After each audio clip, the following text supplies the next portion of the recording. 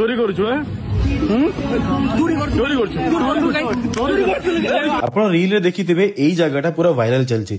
এই জায়গাটা কোটি আজি মু আপনাকে ভিডিও দেখি চরম্পা ওভার ব্রিজ রু আসলে সেকেন্ড গেট রে এন্ট্রি নেবে নহলে যদি স্টেশন আড়ে আসুন দেন সেকেন্ড গেট রু আপনাকে এন্ট্রি নবার আছে 200 মিটার চাললা পরে আপনাকে মিলি যাবে এই ভাইরাল জায়গা যেটা বহুত হি বিউটিফুলি ডিজাইন হইছি। যদি আপনি এটি ভিজিট করছেন দেন শিওরলি গোটে স্টোরি তো নিশ্চিত পকেবে তাকি অল ওভার ওড়িশা লোক মানে দেখিবে কি আমি ভদ্রক রে কেতে বিউটিফুলি আর কেতে শানদার তরিকারে কালী পূজা সেলিব্রেট করু। ভদ্রক কালী পূজা টাইম মানে পুরা সিটি রে অলগা vibe lights, music and people everywhere enjoying to the fullest. Friends सहित बुलाबुली सेल्फी सेशन चली स्ट्रीट फूड खाऊंती पूरा फन मोड ऑन।